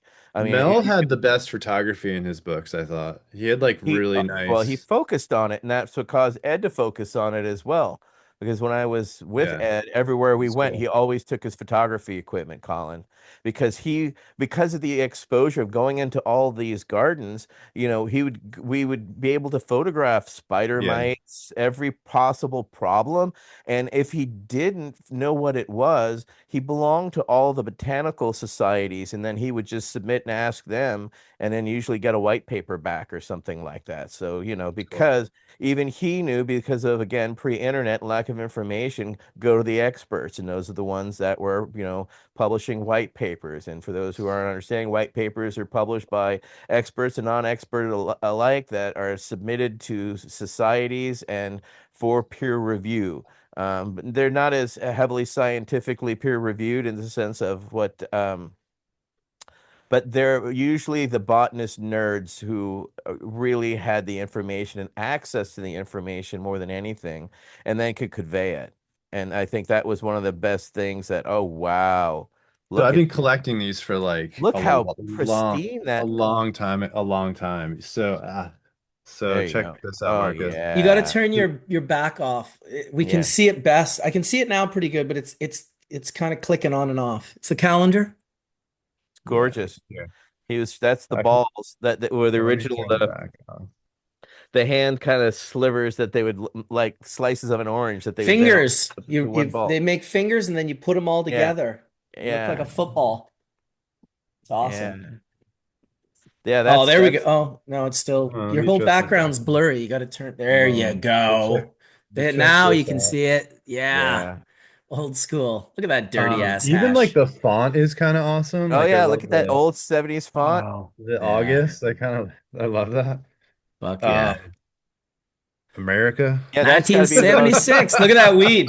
That is pristine, too. I Yeah, know so I have with a the. bunch of these. I have It's I'll awesome. have to you know, but like during this time you didn't like check out this brick, you know?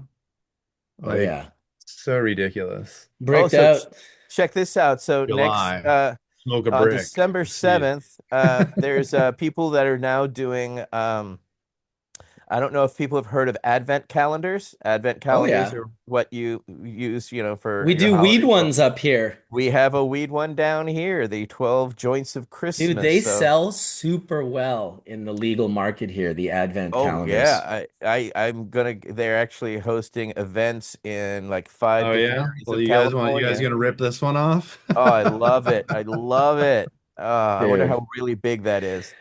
All right, This is 81. I gotta This is thank the sponsors because It's that what's time. funny? I knew that we could have talked for a couple more hours, but I gotta I just looked at my flight. It leaves in 2 hours and 30 minutes. go do And it. I'm Go do like your thing, man. 45 minutes drive from the airport.